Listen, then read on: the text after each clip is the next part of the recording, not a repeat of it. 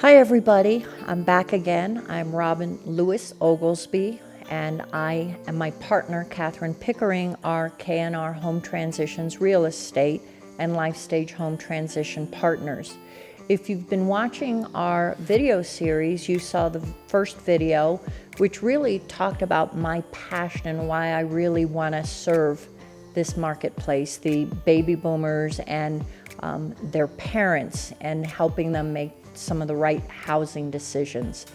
The second video focused on my husband's stepdad, and it's really about independent living and understanding what it means for a senior to live independently, to live in their home, and you know how when we do have to make a move, because a move at some point may be necessitated, to do it the right way. And the other thing we talked a little bit about was record keeping and making sure that you have the records so that you can either make a good estate transition or as an adult child so you can serve your parent better.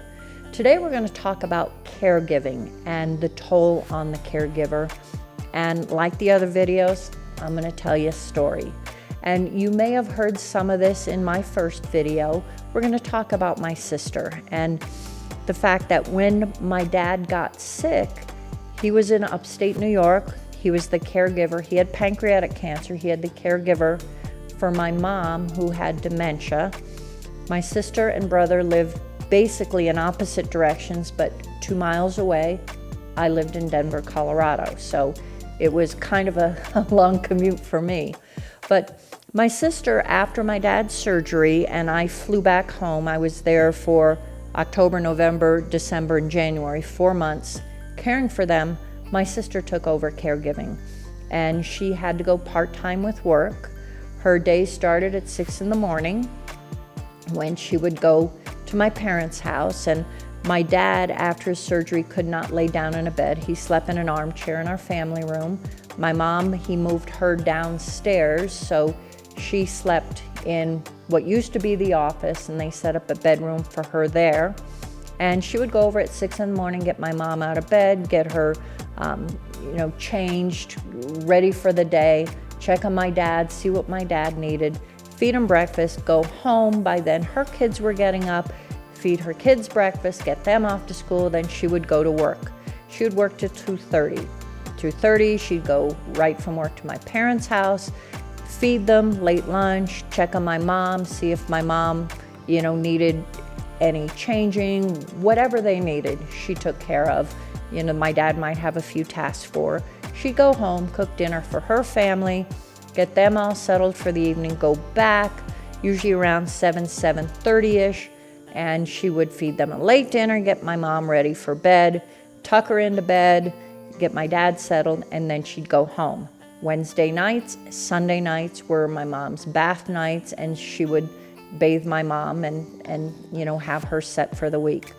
And she did that from January 31st of 2009 till March 22nd of 2010, when my dad passed, and then we were able to put my mom into memory care. And it was tough for her. My brother would relieve her on weekends. I would call them, and I could sense when the exhaustion or the tension level was rising. So every 4 to 6 weeks, I would hop a plane, fly out there, and they would basically take a week off, and I would run the house so that they could just get a little respite from the caregiving. And was it tough? Yes. It was hardest on my sister, most definitely. But I think every one of us kids, looking back on that time, it was one of the most special times we ever had. For me personally, I really became friends with my dad. Before that, he was just, that big, strong dad guy, don't get in trouble, And after that, we talked as equals, and we talked about dreams and things. So it was really, really a special time. But again, it's also very costly to the caregiver, and not just in terms of emotion and stress and time, but there's also a very, very big financial impact. For example, did you know that the average caregiver, and most caregivers are women, generally they're the adult daughter of the parent, but most caregivers will spend between $7,000 and $12,000 of their own money in caregiving related items. I mean, my mom needed Depends, she would need underwear, she would need, all kinds of stuff. And, my dad couldn't get it, so my sister would just go and pick it up, or he'd call me if my mom needed something that I could get via Amazon. And, questions asked, we just get it and get it to him. So $7,000 to $12,000 of personal income that you're spending. The next thing is caregivers, it's very hard to work full-time. And so as my sister did, she went part-time. What does part-time mean? It means fewer hours than full-time.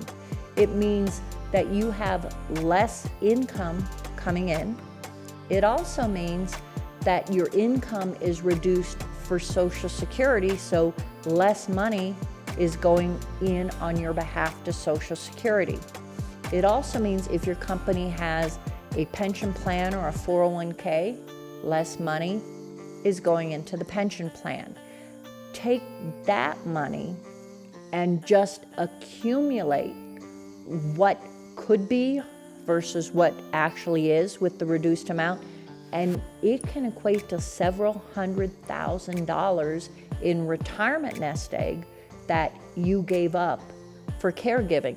Now, in my sister's case, for the most part, it was, under 2 years, but for some folks, it's a lot longer than that. So that can be very, very costly. The other thing that happens is my sister, once she went part-time, she never got another promotion. She never got another raise, which again is an income increase that she missed out on. So it's very, very tough. Now, one of the things I want to say to caregivers is you're not alone, and there are a tremendous number of resources out there. And one of the things that really excites me is more and more resources are coming up every day. And one of the organizations that I'm partnered with is Senior Blue Book.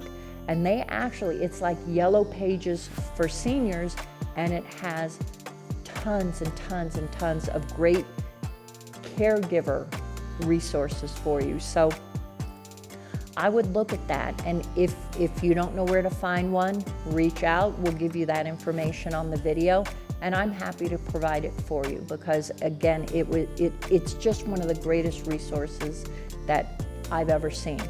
Now, going back to my sister and back to that story, once my dad passed and her caregiving was over, we moved my mom into memory care, and we needed to sell the house. Well, guess what? My sister didn't have the authority to do so.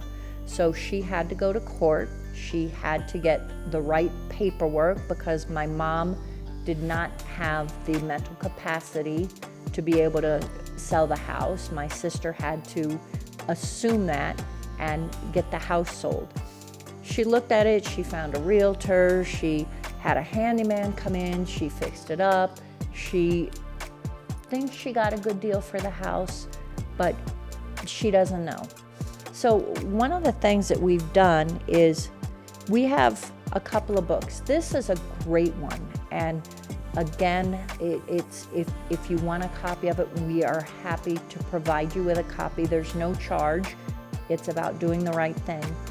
But this is a great book on navigating an inherited home sale. So if you inherit a home, a parent passed away, it talks about things that you have to think about and things you might not have thought about. For example, family members. We were actually working with a client who her mom passed, and immediately after, her brother moved into the house. And he's like, yeah, I'm here to help. But how do you deal with family members who move in or are already there, or who don't agree with selling the home? So there's information on that. There's information on, do you sell the house as is? Do you fix it? What do you do? What are your selling resources? So this is a tremendous book, and it will give you a really nice roadmap should you come upon the situation where you need to sell a house for a parent.